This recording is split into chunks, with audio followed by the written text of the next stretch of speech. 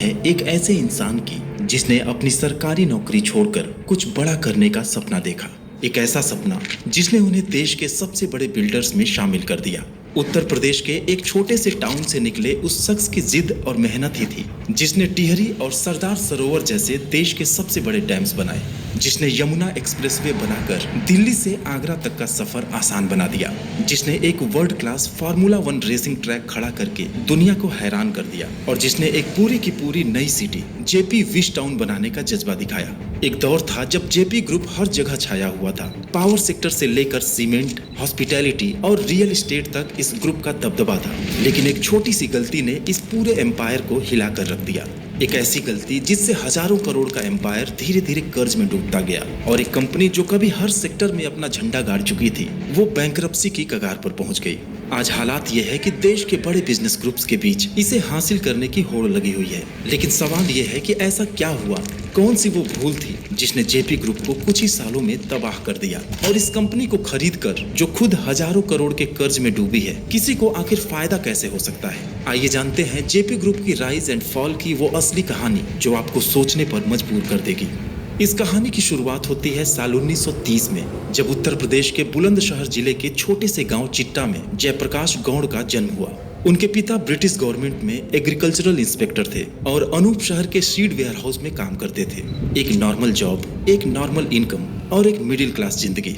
जयप्रकाश जी ने अपनी शुरुआती पढ़ाई अनूप शहर से ही करने के बाद रुड़की के Thomson college of civil engineering से सिविल में डिप्लोमा कंप्लीट किए। थॉमसन कॉलेज, जिसे आज हम आईआईटी रुड़की के नाम से जानते हैं। डिप्लोमा के बाद उनके पिता की सोच एक मिडिल क्लास की तरह बेटे को सरकारी नौकरी करते हुए देखना था और जल्दी ही उनका ये सपना पूरा हुआ जब जयप्रकाश जी को यूपी इरिगेशन डिपार्टमेंट में जूनियर इंजीनियर की नौकरी मिल गई।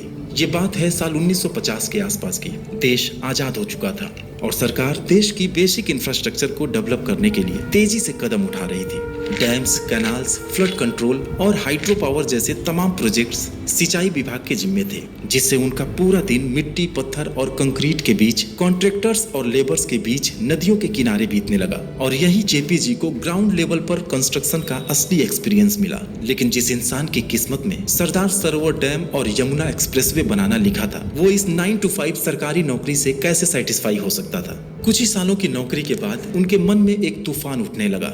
हर पल एक सवाल उन्हें परेशान करने लगा, क्या जिंदगी डेस्क और फाइल्स के दरमियान ही गुजर जाएगी। फिर क्या था, एक दिन उन्होंने फैसला लिया कि अब सरकारी जॉब छोड़कर कॉन्ट्रैक्टिंग बिजनेस में किस्मत आजमानी है। यह डिसीजन आसान नहीं था क्योंकि नौकरी की सेफ्टी छोड़कर एक अनजाने रास्ते पर चलना बड़ा रिस्क था। पर जेपी साहब को यकीन था कि अगर बड़ा सपना देखना है तो बड़ा रिस्क लेना ही होगा। एक नए दौर की शुरुआत हो चुकी थी।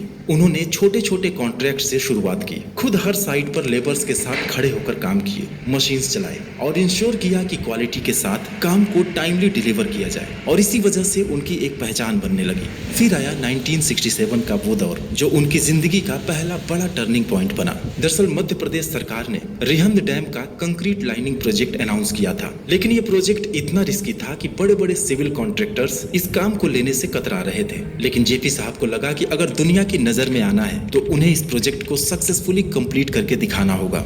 जेपी साहब ने इस चैलेंज को एक्सेप्ट किया और अपने engineering knowledge, site management skills और डेडिकेशन से इस प्रोजेक्ट को टाइम से पहले कंप्लीट करके दिखा दिया। ये सिर्फ एक प्रोजेक्ट नहीं था बल्कि एक डिक्लेरेशन था कि एक छोटे गांव का लड़का अब देश के सबसे बड़े बिल्डर्स के सामने चुनौती बनने वाला है। रिहंद डैम प्रोजेक्ट की सक्सेस ने जयप्रकाश गौड़ को एक रिलायबल और डेयरिंग कॉन्ट्रैक्टर के रूप में स्टैब्लिश किया। लेकिन उस समय उनकी कंपनी जेपी एसोसिएट्स बस एक पार्टनरशिप फर्म की तरह काम कर रही थी। फिर साल 1979 में जेपी एसोसिएट्स को एक प्राइवेट लिमिटेड कंपनी के तौर पर रजिस्टर कराया गया ताकि बड़े प्रोजेक्ट्स में एंट्री ली जा सके। और इसके बाद एक डैम्स, टनल्स और हाईवेज के प्रोजेक्ट्स मिलने लगे।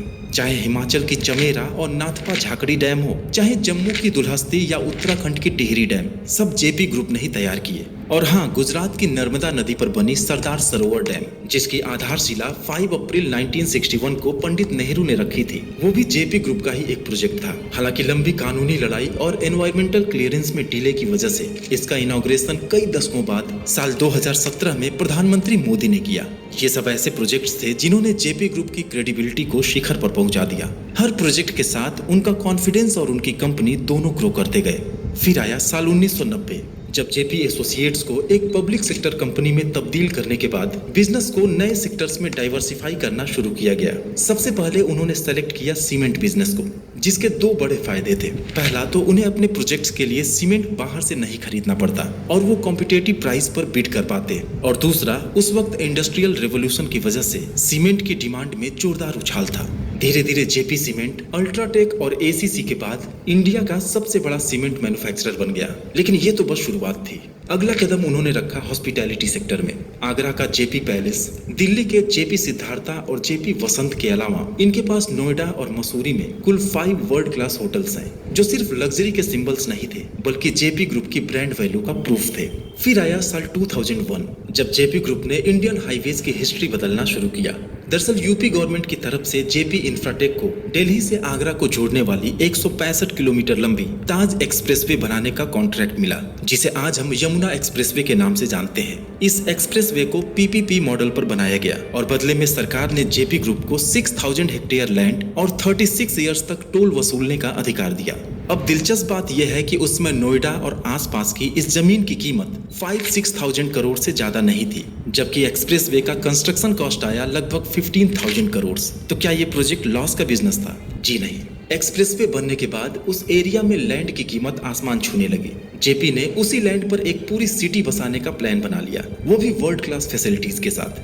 JP Greens, Jaypee Wish Town और जेपी स्पोर्ट सिटी जैसे हाईटेक टाउनशिप लॉन्च हुए, और सबसे बड़ा सरप्राइज था बुद्धा इंटरनेशनल सर्किट में बना फार्मूला 1 रेसिंग ट्रैक। जब दुनिया भर के रेसर्स इंडिया आए तो सबको एहसास हुआ कि एक इंडियन कंपनी भी वर्ल्ड क्लास स्टैंडर्ड्स पर काम कर सकती है। इसके बाद जेपी ग्रुप ने पावर सेक्टर में भी अपना साम्राज्य खड़ा किया। थर्मल, हाइड्रो और विंड एनर्जी प्रोजेक्ट्स के जरिए जेपी पावर वेंचर्स एक बड़ा नाम बन गया। 2005 में जेपी पावर वेंचर्स और 2010 में जेपी इंफ्राटेक लिमिटेड को भी स्टॉक मार्केट में लिस्ट करा दिया गया। सीमेंट से लेकर power, real estate, hotels, expressways, हर जगह जेपी ग्रुप का जलवा था। उस समय लगता था कि जेपी के बिना इंफ्रास्ट्रक्चर का फ्यूचर सोचना ही नामुमकिन है। हर जगह उनके बोर्ड्स, हर जगह उन्हीं का नाम। अभी तक तो सब कुछ सही था, लेकिन हर कहानी में एक टर्निंग पॉइंट आता है। जयप्रकाश गौड़ बेहद एम्बिशियस थे। उनकी सोच थी कि ग्रोथ के लिए हर सेक्टर में एंट्री लेना और अग्रेसिव एक्सपेंशन जरूरी है।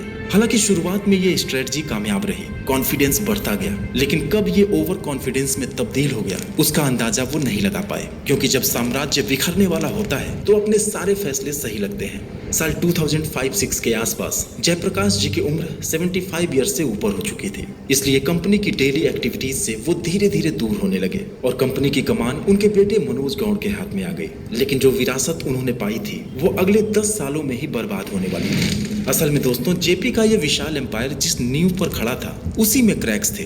इमारत तो गिरने ही थी। सबसे बड़ी गलती थी ओवर एम्बिशन। हर सेक्टर में एंट्री लेना, एक के बाद एक नए प्रोजेक्ट अनाउंस करना, वो भी बिना स्ट्रॉन्ग फाइनेंशियल प्लानिंग के। Yamuna expressway, JP green city, Buddha international circuit, नए पावर प्लांट्स, नए सीमेंट यूनिट्स, सब कुछ एक साथ शुरू कर दिया गया। और इसके लिए पैसा वो आया बैंक्स के लोन से। बैंक्स को भी लगता था कि जेपी ग्रुप एक रिलायबल नाम है, इसलिए वो पैसा देते गए और कर्ज बढ़ता गया। लेकिन रेवेन्यू उतनी फास्ट स्पीड से नहीं आया। यमुना एक्सप्रेसवे तो कंप्लीट हो गया, लेकिन फार्मूला 1 ट्रैक और real estate projects expected returns नहीं दे पाए। बायर्स अपने फ्लैट्स के लिए इंतजार करते रहे। पावर प्रोजेक्ट्स कंस्ट्रक्शन फेज में ही अटक गए। होटल्स भी उम्मीदों पर खरे नहीं उतरे और नतीजा ये हुआ कि लोन चुकाने के लिए पैसा ही नहीं बचा। धीरे धीरे जेपी ग्रुप का कर्ज एनपीए बन गया। जो बैंक्स उन्हें बुलाकर लोन देते थे वही अब कोर्ट की धमकी देने लगे। जेपी ग्रुप का नाम टॉप डिफॉल्टर्स में दर्ज हो गया। जयप्रकाश जी के लिए ये सब देखना बेहद दर्दनाक था। जहां उन्होंने जिंदगी का खून पसीना बहाया, वही एम्पायर गिरता दिख रहा था। कंपनी लगभग 57,000 करोड़ के कर्ज तले दब चुकी थी। एग्रेसिव एक्सपेंशन की सनक ने उनके सपनों को मिट्टी में मिला दिया। फिर शुरू हुआ एसेट्स बेचने का दौर, ताकि बैंक्स का लोन चुकाया जा सके। उनके सीमेंट बिजनेस का बड़ा हिस्सा अल्ट्राटेक, श्री सीमेंट और डालमिया भारत के पास चला गया। हाइड्रो प्रोजेक्ट्स को जिंदल ग्रुप ने खरीद लिए और जो सीमेंट और थर्मल प्लांट्स बचे भी थे वो आज बंदी की कगार पर हैं। होटल्स और यमुना एक्सप्रेसवे का टोल कलेक्शन अब लेंडर्स के कंट्रोल में है। वहीं नोएडा और यमुना एक्सप्रेसवे के आसपास अधूरे पड़े 20,000 फ्लैट्स का मामला जब एनसीएलटी में पहुंचा तो जेपी इंफ्राटेक पर इंसॉल्वेंसी की कार्रवाई हुई और मुंबई की एक एक रियल एस्टेट डेवलपर सुरक्षा ग्रुप के रिजोल्यूशन प्लान को अप्रूवल मिला, जिसके तहत अधूरे फ्लैट्स पूरे करके होम बायर्स को सौंपे जा रहे हैं। लेकिन यहीं पर आता है कहानी का सबसे बड़ा ट्विस्ट। सवाल ये है कि अगर एक बैंकरप्ट कंपनी है जिसकी मार्केट वैल्यू लगभग खत्म हो चुकी है, तो फिर भी अदानी, वेदांता और डालमिया भारत जैसे इंडस्ट्रियल जाइंट्स इसे हजारों करोड़ में एक्वायर करने के लिए इतने डिस्परेट क्यों हैं? जवाब है hidden value of assets. JP group के पास आज भी ऐसी प्राइसलेस चीजें हैं जिनकी वजह से ये एक गोल्डन डील बन जाती है। सबसे पहले उनके पास है माइनिंग लाइसेंसेस। उनके सीमेंट और लाइमस्टोन के माइंस रेयर एंड स्ट्रेटेजिक जगह पर हैं। इन्हें एक्वायर करने का मतलब है सीमेंट बिजनेस को एक झटके में डबल कर लेना। दूसरा है उनके पावर प्रोजेक्ट्स। उनके कुछ हाइड्रो और थर्मल प्लांट्स अभी भी चालू हालत में हैं, जिन्हें एक्वायर करके कोई भी कंपनी तुरंत अपनी पावर कैपेसिटी बढ़ा सकती है। तीसरा है उनके पास मौजूद विशाल land bank. Noida, greater Noida और यमुना एक्सप्रेसवे के आसपास जेपी ग्रुप के पास हजारों एकड़ लैंड है और आज के टाइम में लैंड ही सबसे बड़ा एसेट है।